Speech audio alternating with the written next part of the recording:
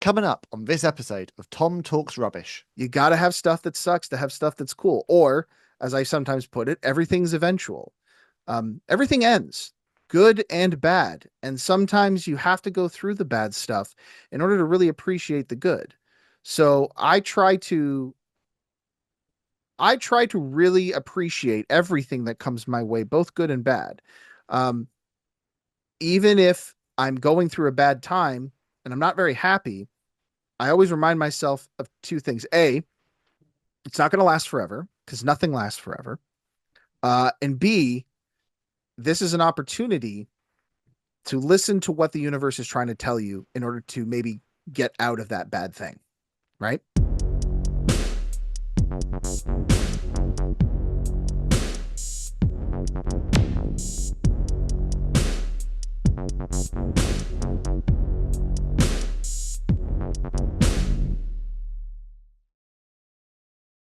What's going on, guys? It's your boy, Tom Trarish, and stand back for another interview. This time I'm joined by Adam Contant from from Talk Solid Wrestling, should I say. So welcome to the show.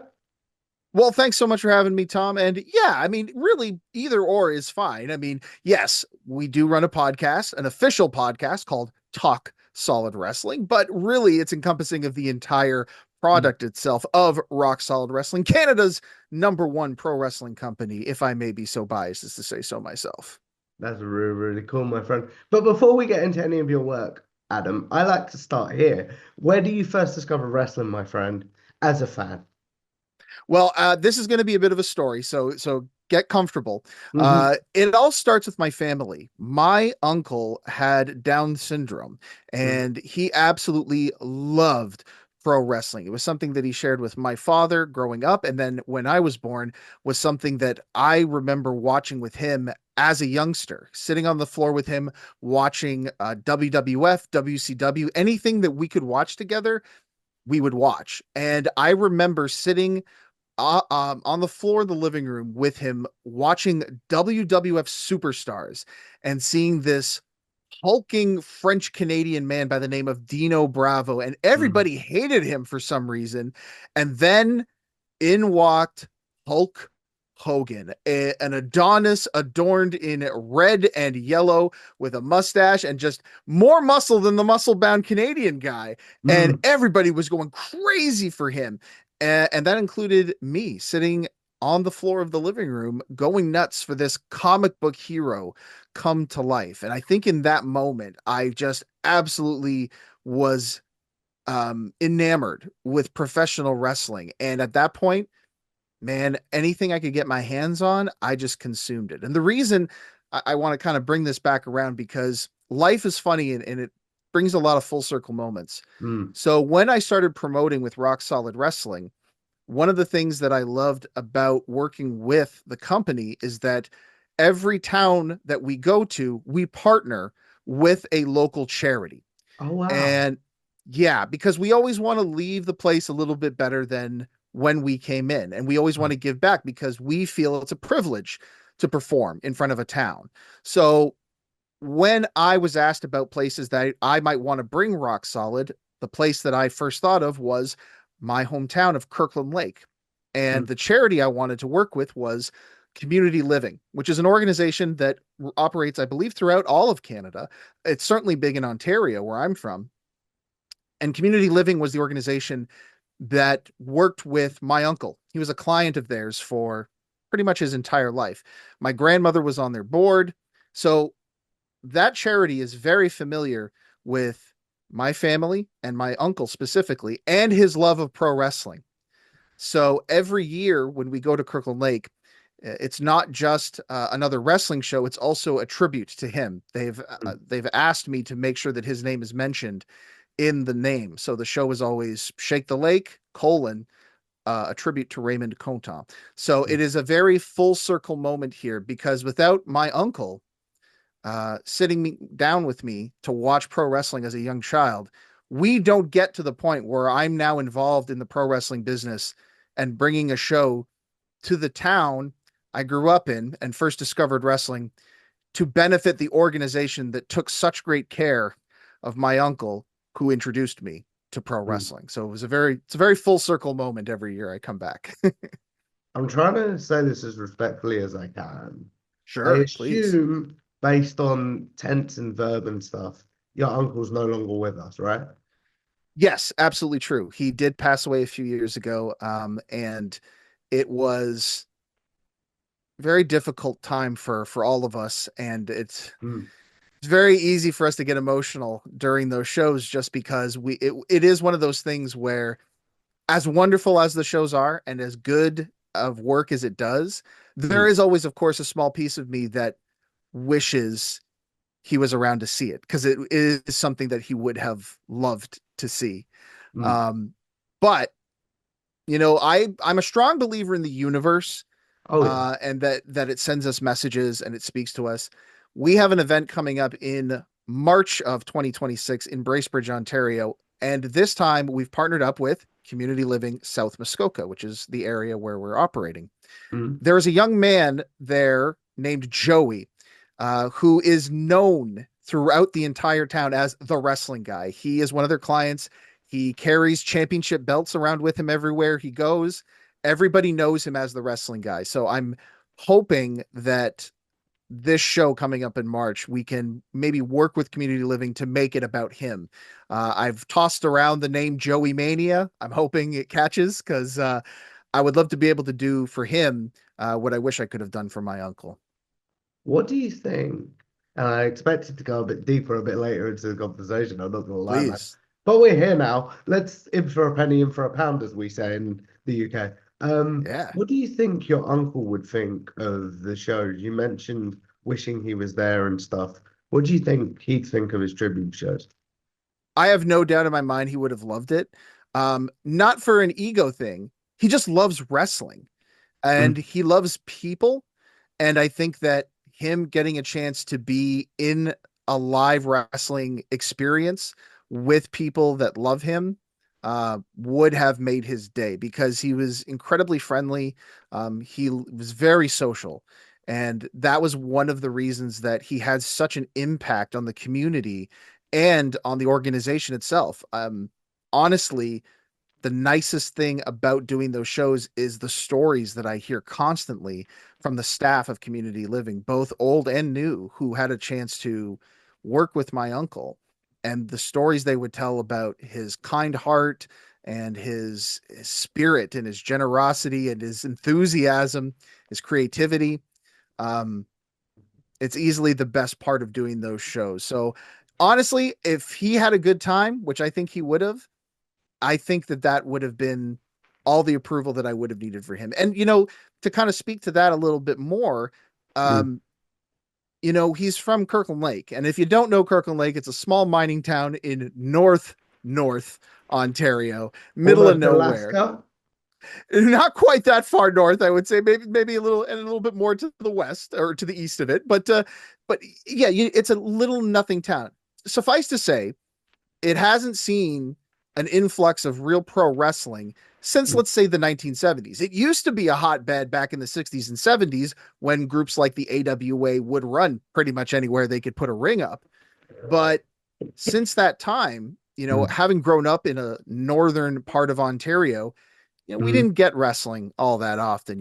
The biggest thing to ever happen in my young childhood was the WWF came to North Bay, which is where I live now, for a mm. house show in 1994. But keep in mind, at the time, I was still living hours away up north, but I still made the trek down to see it because that was a big deal. And part of the thing that I love about working with Rock Solid Wrestling is we oftentimes will go to what we would consider underserved towns in Mm. our area. The bigger cities, the Torontos, the Ottawas, the metropolises of our area, they're going to get wrestling coming through there. They're Mm. going to get WWE coming through there every once in a while. But a lot of these towns have kids and families that may have never had a chance to see pro wrestling live. So giving them the opportunity to experience it is really a great thrill for me because I think, as we can both probably relate to, there is nothing like watching live pro wrestling, whether it is a WWE size production or whether it's an independent. There is magic in watching pro wrestling live, and that's a real treat and honor to be able to bring that to those smaller towns that maybe don't get it very often. You mentioned there's nothing like watching pro wrestling live. I've also noticed, I don't know if you have, if you've ever taken a non-fan to a live event, that they might not get the TV product, but they get the live aspect, if you know what I mean. Not only do I know what you mean, inevitably, every Rock Solid Wrestling show we do, every single one, because I'm also the ring announcer, Mm. uh, someone inevitably comes up to me and says, look, I don't like wrestling. I don't watch wrestling. They'll say to me, I'm here because I'm supporting the charity. Or they'll say, I'm here because my kids like it. Yeah. And then they always follow it up with, but I had a great time. Oh yeah. This was a blast. And I hope you guys come back and I will buy a ticket for next year. And to me, that's the best compliment you could ever get is that Mm. you take somebody who's not involved in this product whatsoever, doesn't know anything about it, and you leave them saying, that was so much fun. I can't wait to do it again. What bigger compliment is that?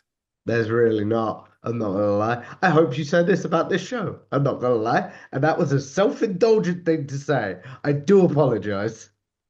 Absolutely not. Hey, I'm the Canuck here. If anybody's going to be doing apologizing on this show, it's me, eh? Sorry about that. I know, I know. With that goes back to an off-camera conversation I'm going to point out, guys. Anywho, Please.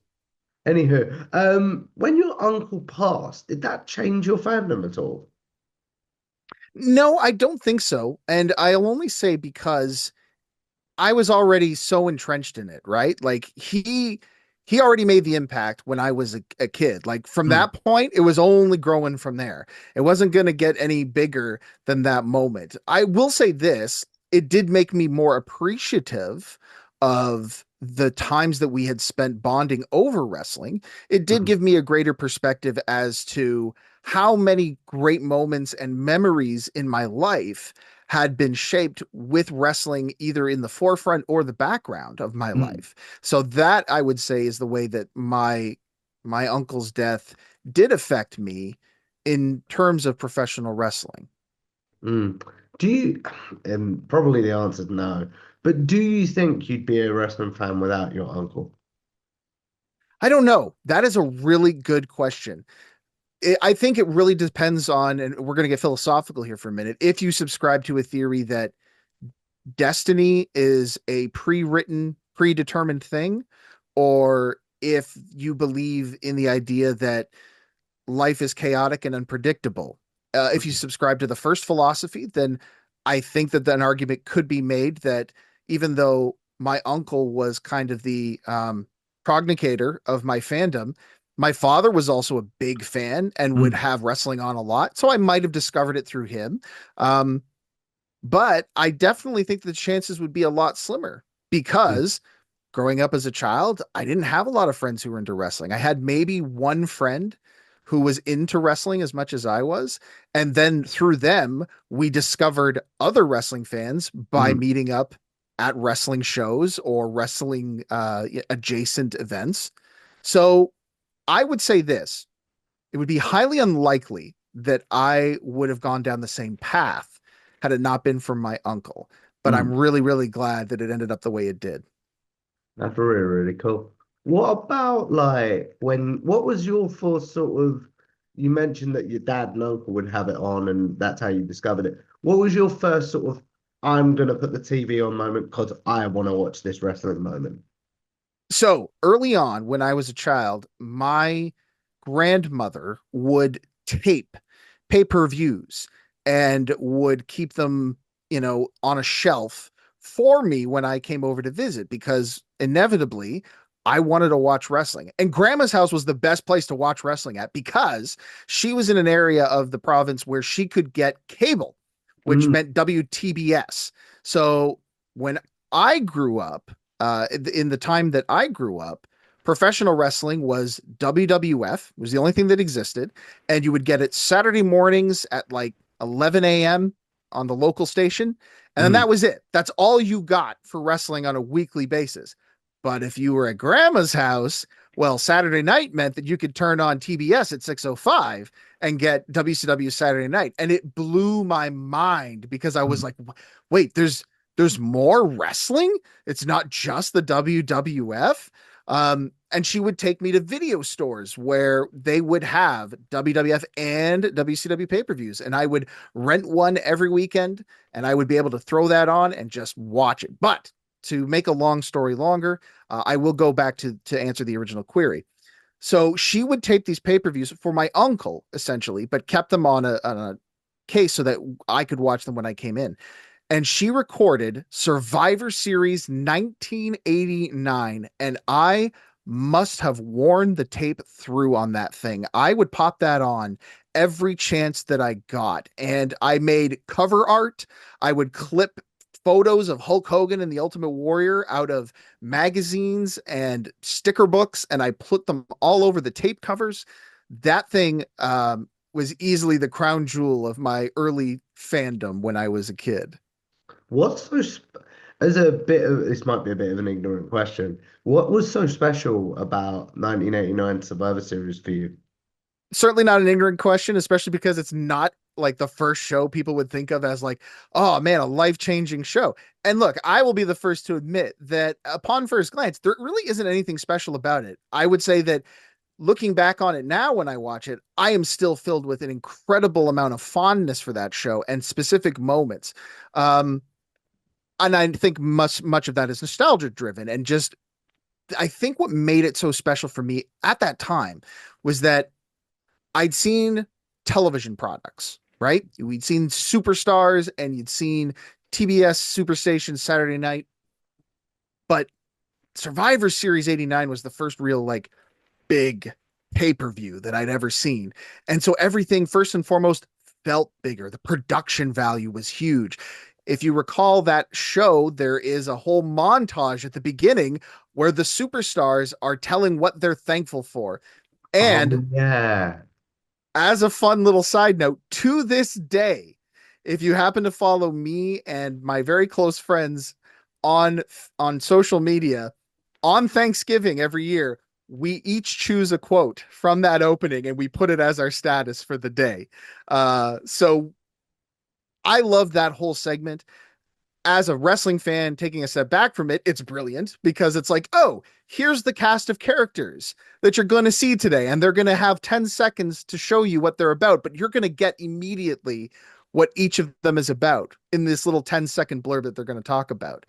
Plus, I think that just watching those shows, that show in particular, over and over again, there are little moments that stick with you.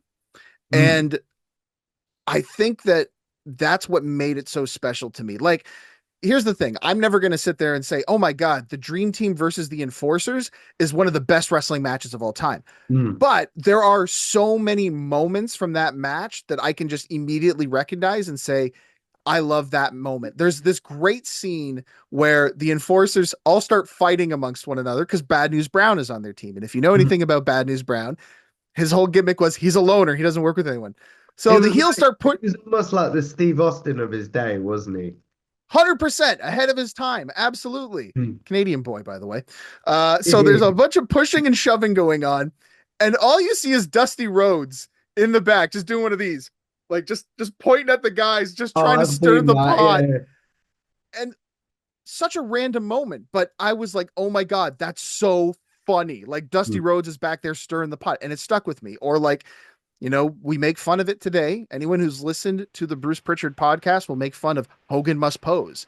But I'm telling you something, brother, when Hogan won his match and was the sole survivor and he did the pose down, to me, that was like Canada winning gold at the Olympics, man. There was nothing better than that because the dude was my hero, right? So to see him overcome that, and then you have stuff like the Ultimate Warrior.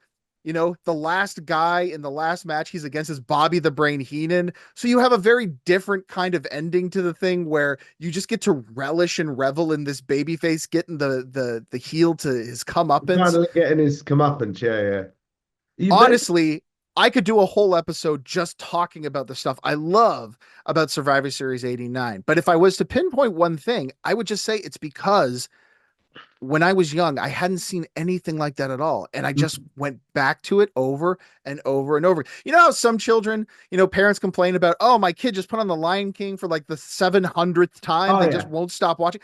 Survivor Series 89 was my Lion King. I would just watch it over and over and over again. Apparently, and I don't care if this is out there, but apparently music was my thing as a kid. And I don't know if she moved over to the States, but Shania Twain was apparently my you know how every kid has a music that they like as a 100%. toddler. And apparently, yeah, Shania Twain was my thing. I mean, sir, I ain't gonna say anything bad about that. I mean, like I said, good Canadian girl right there. Oh This episode yeah. making me feel really patriotic. I'm not gonna lie. Like we're really putting over my hometown, my home country here. I really appreciate that. You're just being nice, but Oh I yeah. appreciate it very much. You mentioned a few times Hogan was your hero as a kid and things like that. Absolutely. So 1996, I believe you know where I'm going with this. How do you 100%. how do you feel about the heel turn? Everything in between, my friend. I remember because we didn't get Nitro at the time. We had WCW Saturday Night, but it had been a while since I'd seen a broadcast. But I did remember Mm, visiting my dad, and on the TV, they were playing one of the WCW recap shows, and they showed the turn. And I remember my first emotion was confusion. mm. I didn't understand what was happening, and then shock. I couldn't believe what was happening because this guy was the ultimate good guy. He was a hero to everybody. And here he was, a bad guy now. He Mm. joined Hall and Nash. I couldn't believe it. So absolute confusion and then shock would have been the words I use. Yeah, I understand what you're saying completely there. So, where is your fandom sort of now as we record this, Adam, in 2020, at the end of 2025? The time is a flat circle. Hmm. Absolutely, it is. I would suggest that it's probably bigger than it's ever been because I think you'd have to be able to sit there and say, hey, I like wrestling so much that I think I'd like to get into the ring and yell wrestlers' names into a microphone very loudly. Hey, you know what? I've done that now. Why don't I see if I can sell tickets to this thing and put butts in seats? You know what? Still not enough. I want to sit there and talk about this on a weekly basis with the crew members and my friends. I mean, I would say that it's probably as big as it's ever been. You can't get more peek into it than all of the stuff I'm willing to do for it. So I'd Yeah. say the top it's ever been right now. What is sort of your consumption of wrestling? Are you like, what do you watch sort of thing nowadays? As much as I can. And look, I'm a grown adult. We all have lives outside of wrestling, even though we would probably like to be only singularly wrestling. But I try to consume as much as I can. Now, sometimes that means missing a show here or there, but it does also mean, okay, what were the highlights? What were the things that's got people talking about? What are the things I need to check out? And, if I have downtime, I will absolutely pop on some matches. If I'm asked to do research for a podcast, as I've mentioned before, former guest of the show, friend of yours and mine, Michael Walsh, has oftentimes asked me to come be a guest on Count It Out with him. So if we're talking about, great retirement matches, right, I'm going to sit down and I'm going to watch as many retirement matches as I can so that I can be knowledgeable about the product. And of course, Rock Solid Wrestling. I'm right there in the thick of it, right? So I'm in the middle of watching these guys put on shows live in front of people every single chance we get. Hmm. So I would say that the typical consumption for me will be, is there time in my schedule to watch a Raw, a SmackDown, an NXT? Great, I'm going to have it on. If not fully paying attention, then maybe when I'm on a treadmill, maybe when I'm working on some social media stuff for Rock Solid Wrestling or whatever. Great. Is AEW Dynamite on tonight? Is Collision airing? Cool. I'm going to check that out so I can keep up to date with what's going on in the Continental Classic or, who's feuding with who this week. Um, I really love that WWE has put AAA shows on YouTube Oh because yeah. I have always tried to be as worldly as I can when it comes to pro wrestling. I love seeing wrestling from other countries whenever possible. So that is an avenue to do so. Um, I know it's a bit of a generic answer and a cop out, so I apologize for that. Hopefully, Oh, the we'll other get to stuff the generic answers later. I If was you know, about to say, you know. hopefully, I If can make up for them a little bit later on in the if you show. know, But you know, guys. And if you don't know, shame on you. You should know. Keep subscribe to the channel, why don't you? And so whenever I can, it's just pretty much any chance I can consume it. I do it usually if I'm at the breakfast table. I've got some sort of match on or some highlights when I'm getting ready in the morning. My wife hates it because she'll turn to me and she'll say, like, that's a lot first thing in the morning. That was gonna So be my next question. How does your sort of good lady and like family, how do you balance family life then with just being a wrestling fan?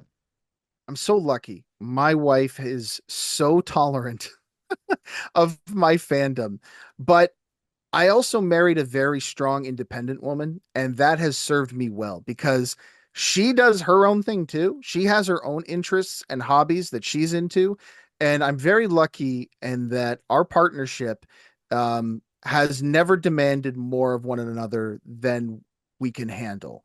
Yeah. She understands that, yes, if I'm going to be so involved with Rock Solid Wrestling, that means there are going to be certain weekends, including stuff like birthdays, anniversaries, that might just fall on those dates. But those shows have got to be priority in terms of getting them out there because, we have a duty to the fans if we want them to come back to see us next year. And she gets that. And there are times when she's up in her craft room making things that I couldn't possibly even fathom with my no talent hands. And I support and encourage that as well. So I'm lucky. I am absolutely one of the lucky ones who married somebody who maybe doesn't understand the fandom, but understands me. Mm. And that has made all the difference, honestly. What is maybe a fandom your wife has that you're like, you mentioned her not understanding wrestling fandom and things. What is maybe a fandom that you're like, sweetheart, I love you, but I'm never going to be able to get this? True crime. She's obsessed with true crime stories and documentaries and serial killers and all of that stuff. And look, there are some points in time where we can connect on things. One of our favorite podcasts to listen to together in the car is Small Town Murder, which Mm. is a true crime podcast, but it's hosted by a pair of comedians who just basically make fun of it the whole time. Mm. So we find places to meet in the middle. Um, but I would say that's something I'm not quite as into as she is. She loves the crime procedural stuff. And to me, there's a lot of silliness involved with those shows. But as I've always said to anybody, I can't throw rocks from my glass house because my favorite pastime enjoys grown men and women in their underwear pretending to fight. So I can't throw stones from my glass house in any situation. Oh, I think I'd get on very well in your house. I like wrestling and I like all them cheesy crime dramas your wife likes and things like that. Perfect. I Well, think hey, we'll have you over for Christmas. I'd love that, man. I'm not gonna lie. So you obviously though, consuming that much wrestling, Adam, and talking about wrestling and things like that, that must come with burnout and things like that. So how do you deal with burnout as a creator? For a long time, I didn't. And I think that was a real problem for me. Not to get too therapeutic into this or to dive deep into my therapy sessions, Hey, you've got the but couch. that's fair. That's fair. Um, I'm very much the kind of person that sought validation from other people and wants everybody to like me. There's still a large part of me does. I'm still working on it. But I think that has oftentimes led to me giving to the point where there isn't anything left in my tank. And I think actually a great example of this was my former podcast network. Back Mm. in 2016, I launched a podcast called The Wrestling Show with a Mm. friend of mine, Matt Sukram, just because we were talking about wrestling at work together so much that I said, hey, we should record these and make it a podcast, which we did. Um, and then taking inspiration from guys like Kevin Smith, I said, well, shoot, why can't I grow this? Why can't I do more with this? So then I started a show with a friend of mine where we talked about wrestling movies or movies that had wrestlers in them. And then I started a countdown podcast with a friend of mine. And then I bought my buddy Mike on with my buddy Danny and let them talk about shows. But the problem was that I had to be in control of it all. So I would edit all these shows. I would produce all these shows. I would do all the social media. I built a website from scratch for our Wow. network. And by the time we got into it, by the third year, I was spending thousands of dollars on this network and putting out a podcast every single day of the week with Patreon extras and with other additional materials, trying to make a go of this thing.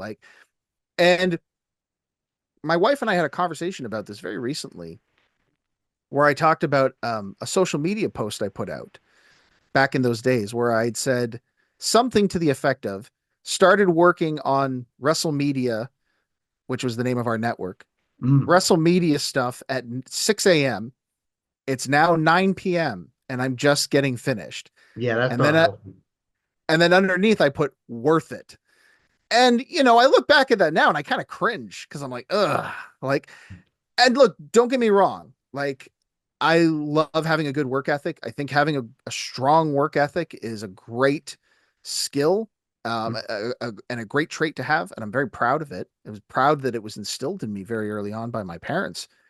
But there absolutely has to be balance. And I think looking back on that, quote, I can look at that and say, oh man, there wasn't a whole lot of balance. And when No. you put so much of yourself into just one singular thing that it kind of becomes your identity. And maybe it doesn't work out as it didn't for me. It Mm. really affects you mentally and it has you second guessing your self-worth, which it did. It destroyed me when we had to shut down WrestleMedia. And again, I probably could have avoided a lot of that if I had just been willing to delegate and Mm. just say like, and again, I want to put that out there. It's not like the offer hadn't been made. I worked with such an incredible team of people, and so many of them were willing to take stuff off my plate and say, "Hey, let me help you with this. Let me help you with this." And I refused because my passion and my desire just got the better of me, and I Mm. let it consume me to the point where it wasn't healthy. It took a long time for me to get moving on Talk Solid Wrestling because I was concerned that I was going to fall into that trap again. But I also like to think that I'm a little wiser now, a little bit more mature. And, as you and I talked about off microphone before we started, I've outsourced my production elements to my friend Yeah. Danny. So that way I know, okay, look, I can dedicate, the short format, which is another reason we do short format as well. Our episodes are only 20 minutes long. We have a 20-minute time limit on them, and it's also so that I don't burn myself out. I can do 20 minutes and just chat with someone real quick. I mean, it also gives us places to go afterwards, which is nice. And nothing against long form podcasting. There's a reason that's the industry standard, right? It's people like to listen for stories and they like to consume the content, which is great. Mm. I just know what works for me and what allows me to keep that balance, as you said.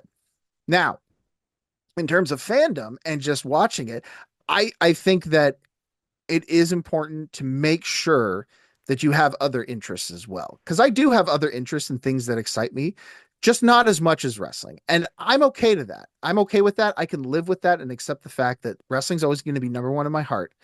Um, but it's important to make sure that you're making time for other things as well. So like I said, my wife will be very generous and understanding about like, yeah, okay, we're going to miss some dates because we're going to be doing rock solid wrestling stuff. But then, okay, then I'm going to make time for How her are in you other going to make areas it of my up to life. me, for lack of a That's better? pretty much, yeah. But that's really just about the balance, just making sure that, okay, so when I'm not doing that, I need to make sure that I'm making time to make sure she's okay. Mm. And thankfully, I have a great partner who communicates well. And so every once in a while, I can just pull her over and just be like, we good? Are you feeling neglected? Do I need to spend a little more time with you? And again, 9 times out of 10, it'll be like, no, we're good, man. We're fine. But if something's important to her, so she's a crafter, she does markets and things, right? Well, she'll go and, she'll need somebody to help load up all the stuff into the car and then take her over to wherever she needs to be and spend the day with her. And I don't mind doing that because that's me supporting her the same way she supports me. Yeah. So there absolutely is a lot more balance to my life now, and a lot of that has been facilitated through therapy. Get therapy, kids. It's Oh, it's definitely. very important.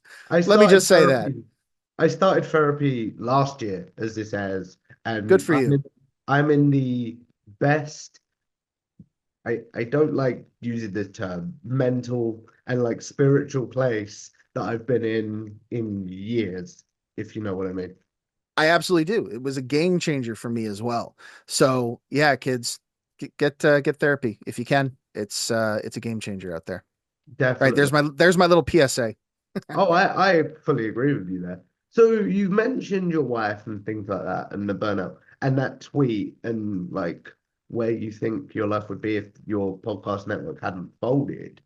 If you could have a conversation with Adam, who was running the podcast network, about like what you would do in hindsight and things like that, what would you say? And what do you think he'd say about where you are now? I think I'd hug him and I'd tell him I love him and that he is loved. I think that one of the things I've learned through my therapy was that um, I had a real problem with self-loathing for a Mm, long, long time. Still struggle with it a lot. And for many years, and again, reasons that I won't get into too deeply here. no, that's cool. I didn't think I was worthy of love. And I was always scared people were going to reject me and abandon me. So I think the first thing I would do is I was hug that kid and tell him like, I'm so proud of you. You have worked so hard on this. Um, but it's okay to let go. Weird side route, but this is actually going to play into what I'm talking about. Did you happen to see the Pixar movie Inside Out 2, the sequel I they put did out? as it happens. Okay. You know the scene in the climax? Spoilers for anybody who hasn't seen Inside Out It's 2, on by the way. Disney Plus, man. Like, come on. Spoilers. Just putting it out there.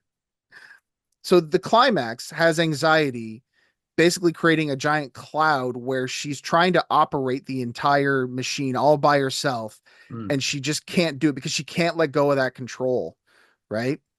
um I think I would hug myself and tell myself that it's okay, you can let go, man. mm, It's okay to pass it off, and it's okay to just you're not this thing and you're a success, and people's people will not love you less if this thing isn't the success that you want it to be in your mind. mm, Um, that's what I would tell him. As for what he would think of me now, I think he might say, "Sweet beard, dude. Glad we could finally grow some facial hair." Um, I don't know what he would think of me. I think that he would also be like, "Hey, man, it's so cool that you're so involved with Rock Solid Wrestling," mm, because it was really hard for me to find a home on the independent scene where I felt appreciated and valued for what I did for the companies. But mm, Mark and the crew at Rock Solid Wrestling have really helped regain my confidence. When I talked about how after WrestleMedia kind of went under, I was really lost and my self-confidence really was in a bad spot. There was a number of other things in my life that contributed to that, but that was a big one. And slowly but surely, working with Rock Solid Wrestling, it's such a family. It's so tightly knit. The crew has essentially remained the same for the last 20 years. So for them to recognize that I was working hard for them because I mm, wanted to do the best I could for them, and for them to have such faith in me, for Mark to take a chance on me and to say, like, hey, why don't you promote a show? You've got a head for this. Why don't you try it? And just with no hesitation, no, like, I don't know about this kid. He's not really proven himself. But just the, no, you could do it. I believe in you. The difference that that made in my life is tremendous. So I would like to believe that that version of me would see that and go, oh, it's going to be okay. mm. Yeah. Would you ever think about, and probably not, because you're in such a good place now, sort of thing, but do you ever think about like if you had delegated and things like that, where your podcasting network might be? I would be lying if I said no, because those moments do pop into my head. But I will say this, they're fleeting. I don't spend a lot of time dwelling on the past. Mm. And the reason why is because, again, I am a strong believer in the universe, and I'm definitely more of of the philosophy that there's a design for all of us in terms of a plan or a place that the universe wants us to get to. Now, whether or not we listen to that and try to pursue that, that's a different story. But I think that there are definitely places where the universe wants us to be, even if we do not realize it's where we need to be. Um, I've had experiences in my personal life outside of professional wrestling in which I had been devastated by not achieving something or not hitting a Mm. goal or not getting a job, whatever it may be. And then having enough wherewithal to look back on it and say and realize, oh, I get it. I should have gotten that job. In my mind, I'm like, there's no reason I didn't get that job. And actually, yes, there was a big reason. I wasn't supposed to get it. The Mm. universe didn't want me to have that because it wanted something else from me. And then, of course, later you realize, oh, this is why, because I was actually meant to get hired on here, and things were ended up a lot better for me in the long run there in that place. And the beauty of that is that it has allowed me to dwell less on the past and look at it as, you know, oh, I wish I could have. I wish I could have. Because the way I look at it is if WrestleMedia doesn't really go under, then I don't have the experience of losing the confidence in myself. And this Mm. is a hard thing to wrap our heads around sometimes, but sometimes you got to go through it in order to come out on the other side to be at the spot you needed to be at. Mm. I always joke about this, but it's 100% true. I always like to say, I'm quoting the great philosopher Butthead of Beavis and Butthead. Yeah. They had an album back in like 92, which I bought, the Beavis and Butthead Experience. Great album. And they have little skits in between songs. And in one of these skits, I don't know how they get there, but Butthead is slapping Beavis across the face, talking about stuff that sucks. And Beavis goes, "That sucks." And Butthead goes, "Yeah, but now that it's over, doesn't it feel pretty cool?" Which is the joke, right? It's a gag because obviously that doesn't make any sense. But then he says something so insanely profound that it has Mm. stuck with me my entire life, which is you got to have stuff that sucks in order to have stuff that's cool. Yeah. And I mean, look, he wasn't trying to be philosophical. I don't think it is Mike Judge, so who knows? But to me, that kind of boils it down to the philosophy that I try to hold now. Um, you got to have stuff that sucks to have stuff that's cool. Or, as I sometimes put it, everything's eventual. Everything ends, good and bad. And sometimes you have to go through the bad stuff in order to really appreciate the good. So I try to really appreciate everything that comes my way, both good and bad. Um, Even if I'm going through a bad time and I'm not very happy, I always remind myself of two things. A, it's not going to last forever because nothing lasts forever.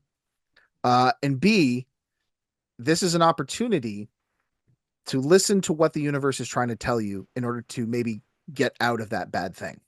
Right. Mm. Uh, so I do sometimes think about like, what would have happened if maybe I had.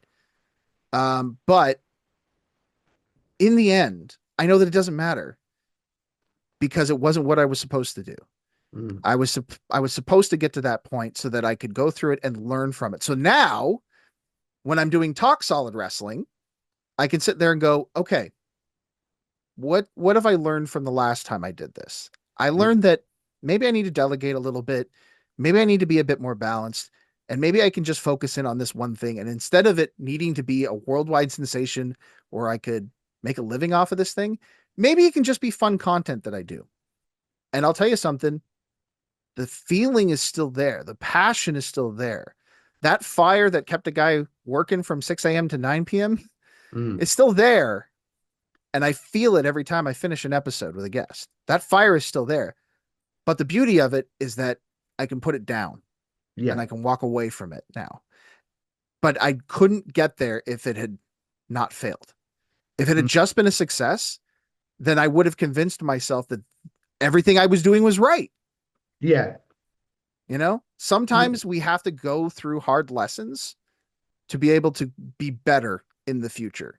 So I'm a strong believer in that the where I am now is a culmination of every decision and choice I've made, good and bad. Mm. You, this is the, quite bad to say because that's really beautiful. But I am starting to see why the guys that counted out call you Broadway, if you get it.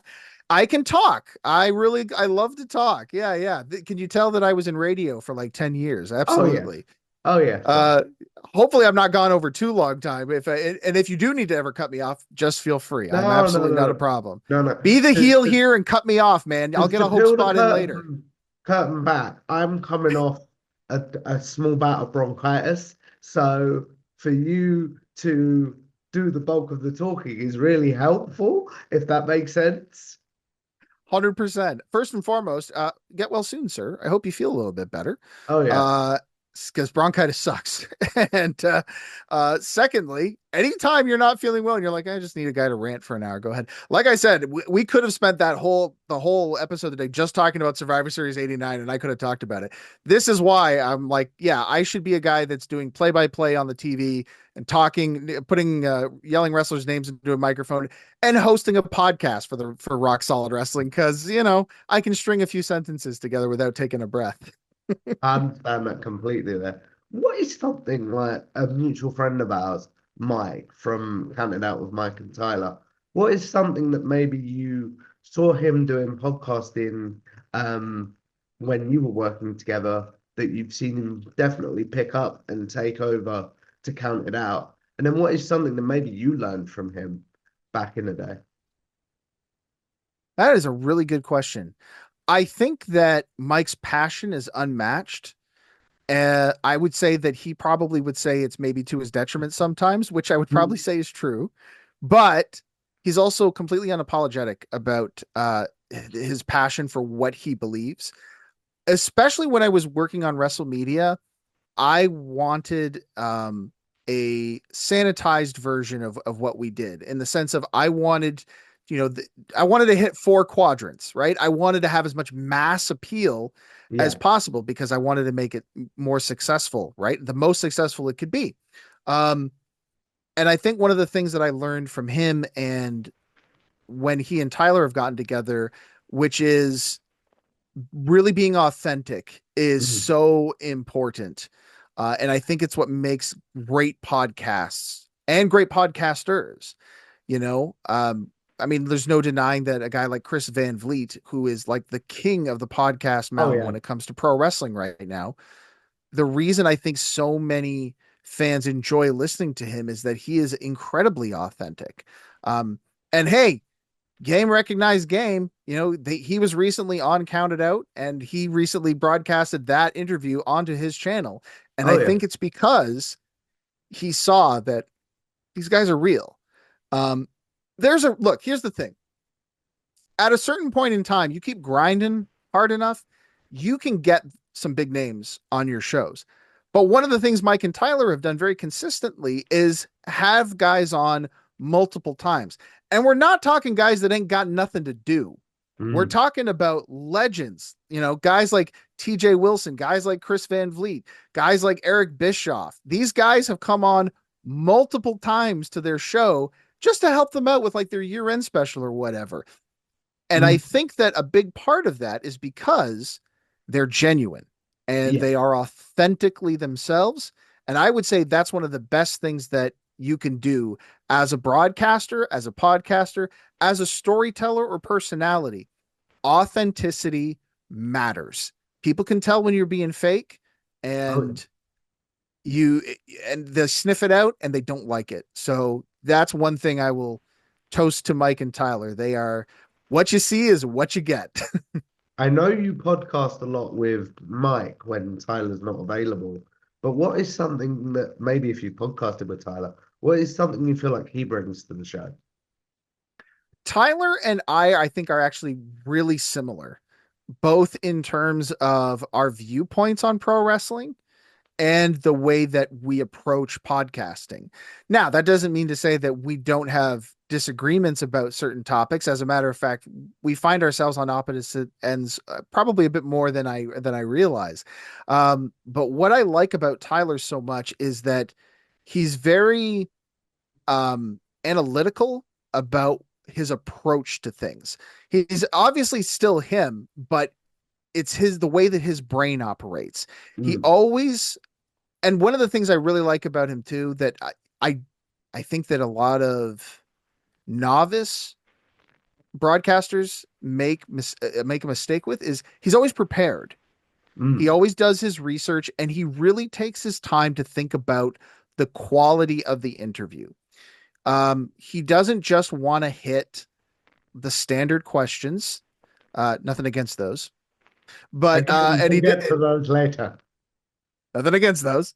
Uh, he he really wants his interviews to be meaningful, Mm, and he does not just want clickbait. He doesn't want headlines. He'll take them if he can get them because he's a businessman. oh yeah. But more than that, he wants to connect. Mm, He wants to make a connection with people. And I think I am very much like that at my core, not just with people I interview or talk to in a professional standpoint, but with anybody I meet. I like to connect with people. I'm a people person. mm. Um, so I think that is a quality that Tyler and I share, and it's something I admire about him quite a bit.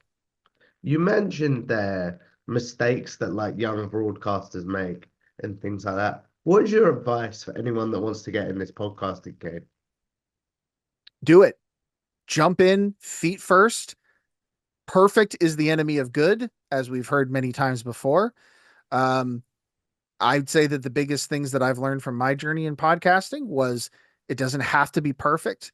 It will never be perfect. And sometimes the imperfections make it great. Mm, I I will occasionally go back and listen to some old episodes from WrestleMedia and stuff that we've done. And more times than not, I'm not sitting there replaying some great line that I thought of or like, oh man, I made a really good point on that episode. It'll be one of the guys cracking me up with something that I just found hilarious. And then me just going back and reliving that moment and just like, oh my God, how fun was that?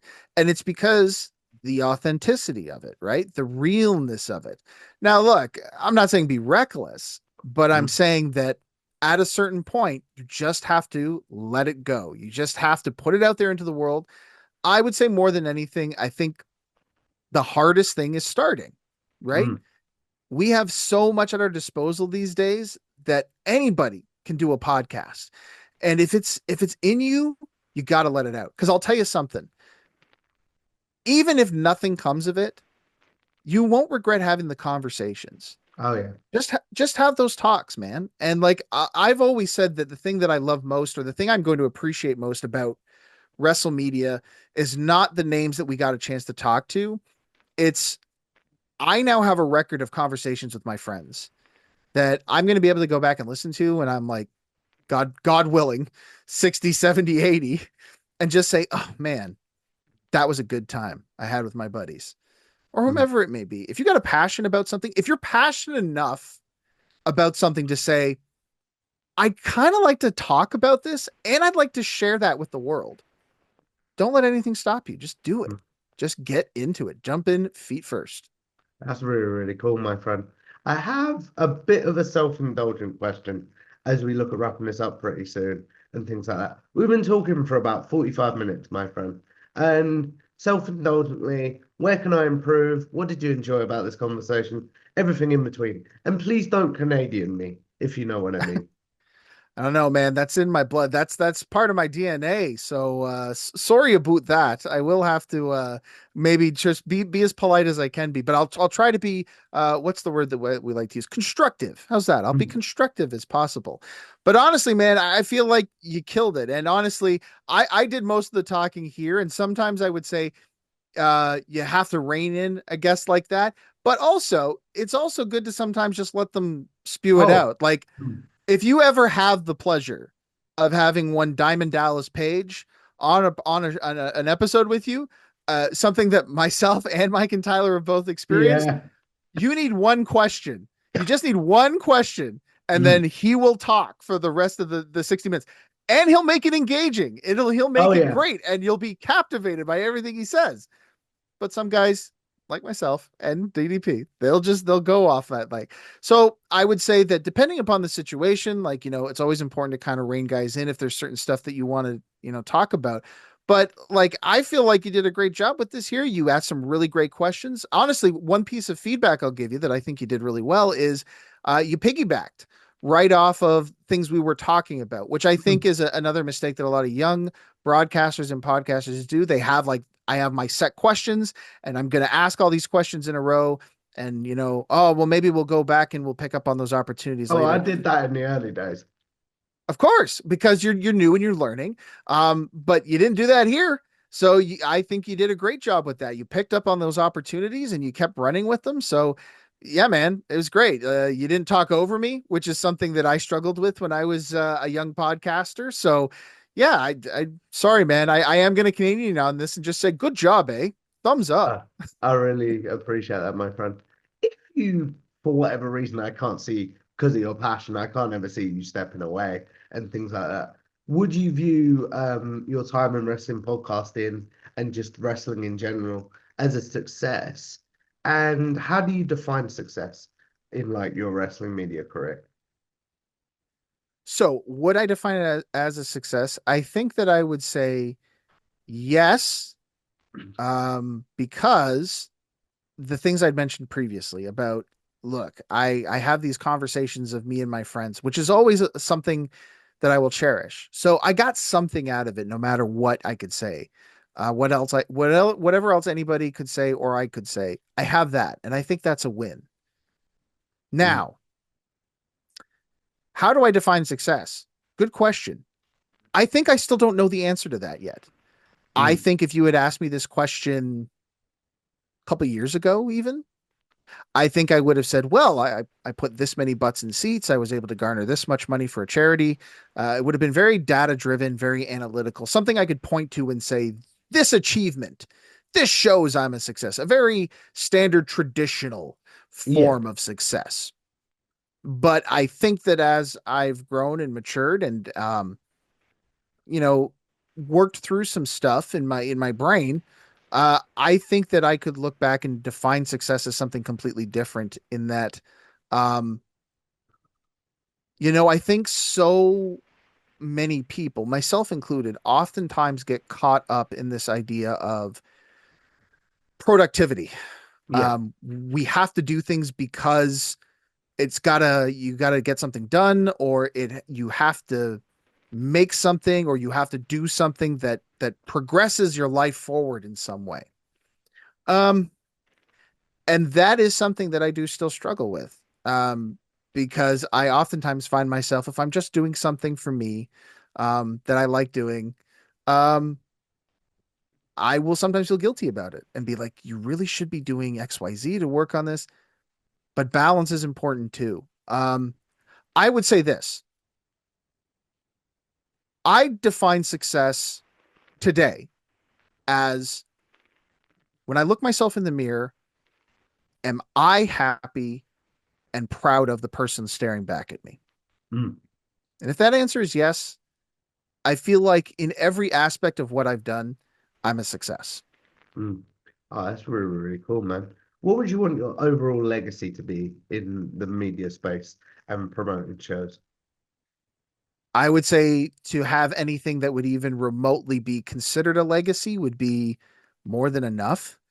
But if I can be self-indulgent for a minute, then I guess if people were going to remember me for anything, I would like them to remember me as a guy who cared about the business, cared about the people in the business, and cared about the people important to him outside of the business. Mm. That's really, really cool. As we look at wrapping this up, Adam, we are going to do a segment that is a staple on this show, known as generic wrestling questions.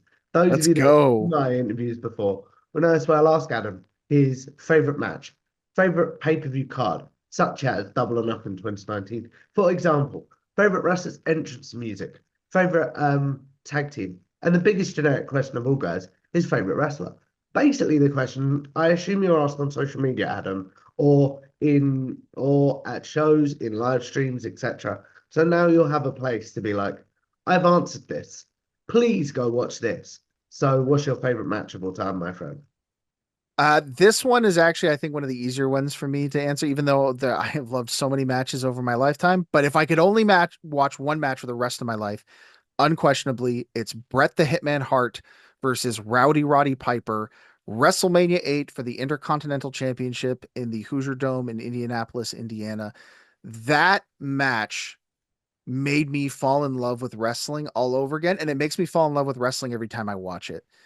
Those two guys told such an incredible story about the nature of good and evil.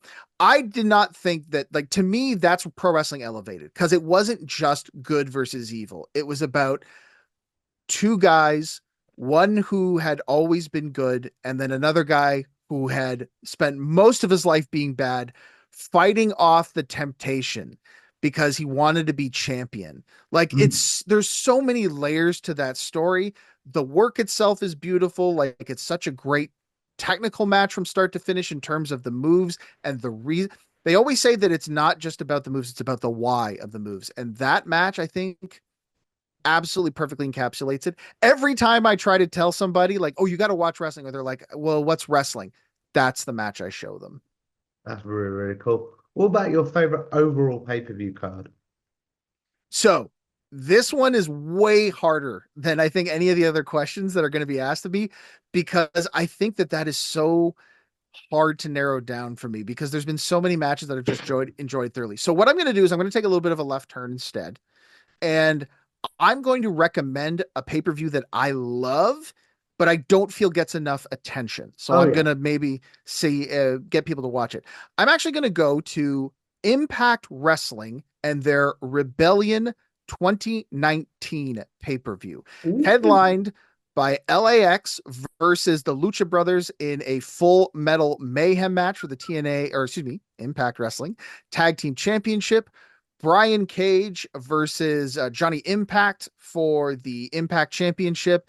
Gail Kim versus Tessa Blanchard. Taya Valkyrie versus Jordan Grace. A great six-man scramble match to start things off. And a six-man tag featuring The North, which is Josh Alexander and Ethan Page, with Mm. Moose taking on the Rascals. The match that made me fall in love with the Rascals, who I think are criminally underrated as a unit. This match, this show, I attended it live with Mike and my producer Danny, Oh wow. and it was on a whim because I had loved TNA wrestling when it first started. I watched the weekly pay-per-views. When they did monthly shows, I would watch. We'd have parties at my house to watch them, and then around 2012, I started to kind of fall out of it. I'd still check in on them every now and then, but I'd say like by 2015 I was off the product completely. Just no appeal to me whatsoever. I just kind of keep up with what they're doing in terms of news, but didn't watch. Mm. Rebellion 2019 made me fall in love with Impact Wrestling again. And it's the show that made me go, okay, I'm going to give these guys a chance again. And ever since then, I would probably wager to say TNA is probably my favorite company to watch now since that time. So it's the show that made me fall in love with a wrestling promotion all over again. If you haven't seen it, I highly recommend you go check it out on TNA Plus or wherever else you can watch it. That's really, really cool. And a very unique way of doing that. I'm not gonna lie. So what about your favorite wrestler's entrance music? Man, that is tough. Um, Gosh, I'll say this.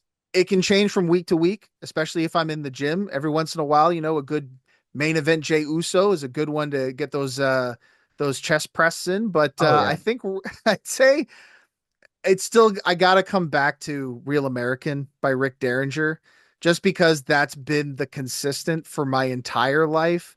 Again, if there was only one wrestling theme song I could listen to, it's probably going to be that one, just because there's such imagery in my head that I associate with that and so many fond nostalgic memories. So I think it's got to be that one. Although I could do an entire playlist.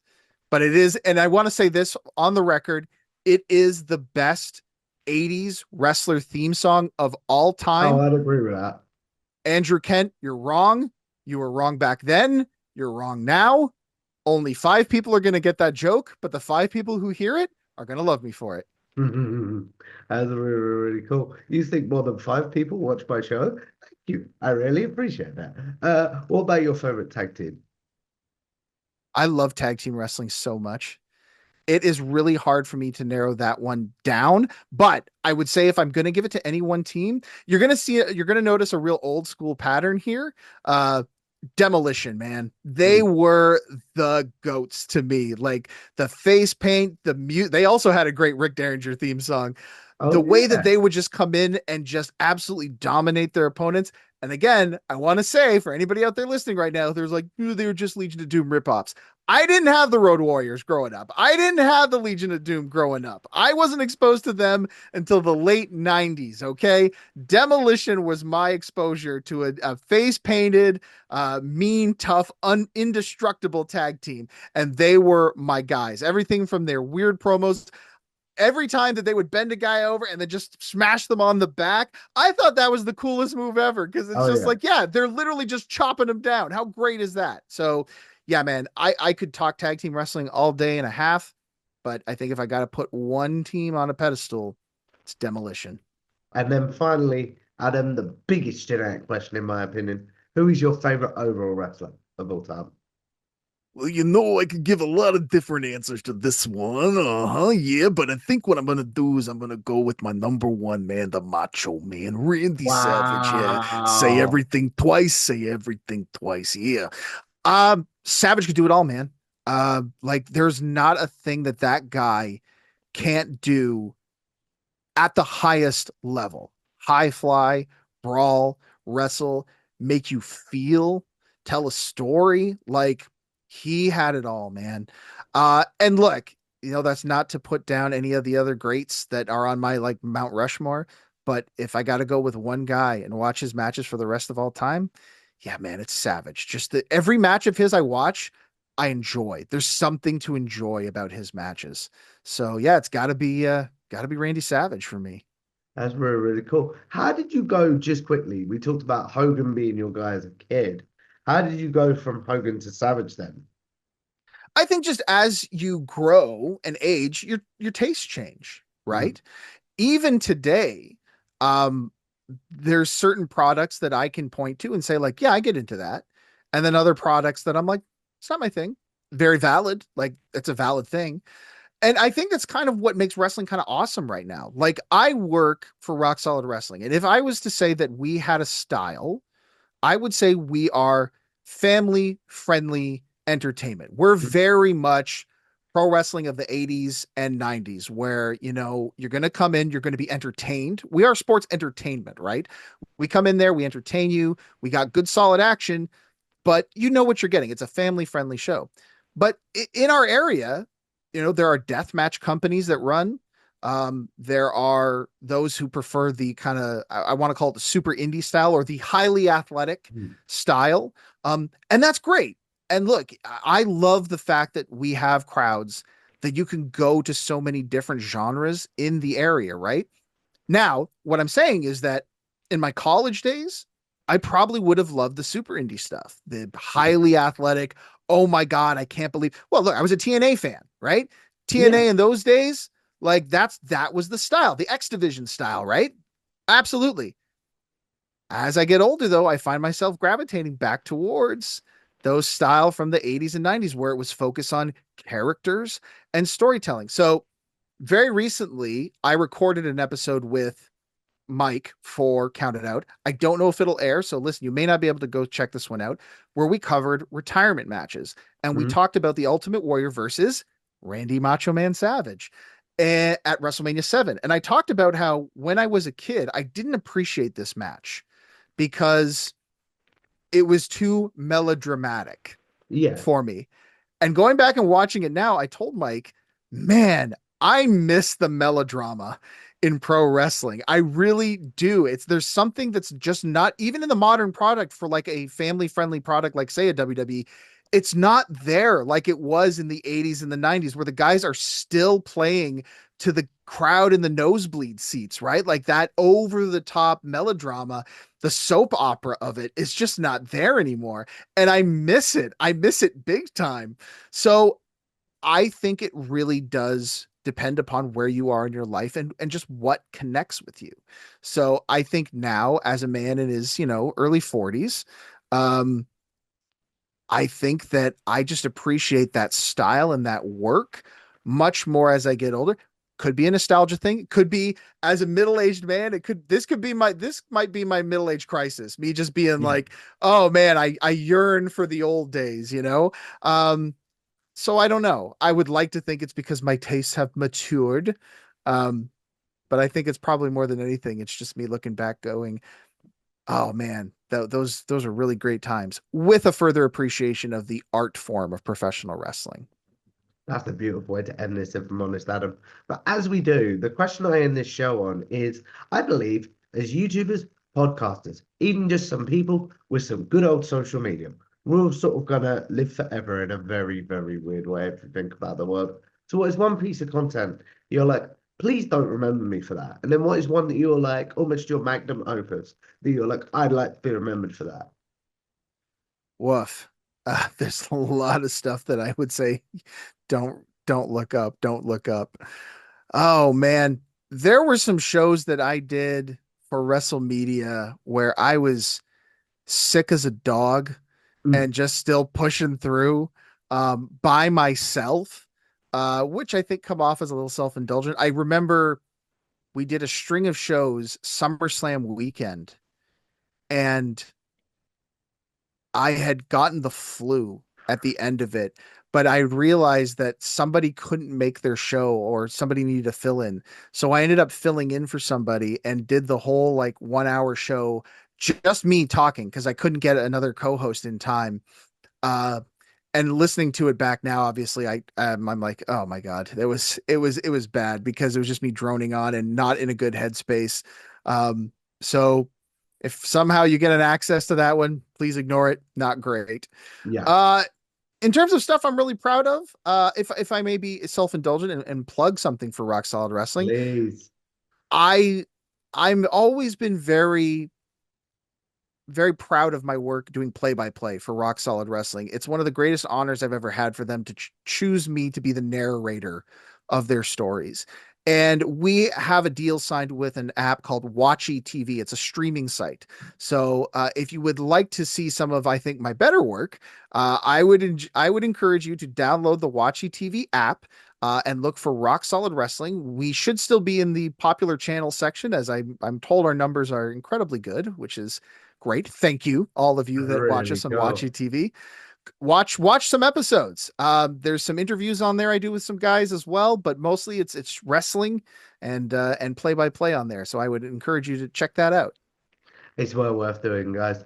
But as we get out of here, Adam, please promote yourself. Where can the good people find you, your work, etc.? Honestly, the best thing to do is check out anything and everything Rock Solid Wrestling. So we are on Facebook, we are on Instagram, and we are on X. You can check us out there. Real Rock Solid is what you're going to want to search on those platforms. I mentioned the Watchy TV app already, so I won't repeat myself. If you want to support us financially, if you do check us out and you're like, I like that stuff, where can I help these guys out a little bit? We have rocksolidfanclub.ca and rocksolidgear.ca, where you can subscribe to our on-demand channel or buy some t-shirts from us, respectively. But if you want the whole kit and caboodle, just visit rocksolidpro.ca, because we are very proudly Canadian. Rocksolidpro.ca is one stop for everything Rock Solid Pro. It's well worth doing, guys. One of the hardest working people in this space, but one of the nicest as well. So if you guys like this, make sure you like, share, and subscribe. Tom Talks Rubbish on YouTube. Follow me on Twitter or at Tom Talks Rubbish, and I will see you in the next one. Goodbye now. Thanks for watching this Tom Talks Rubbish conversation. Before you go, please make sure you leave a like on the video, share it around, and subscribe to Tom Talks Rubbish on YouTube, as well as follow Tom Talks Rubbish on Twitter/X.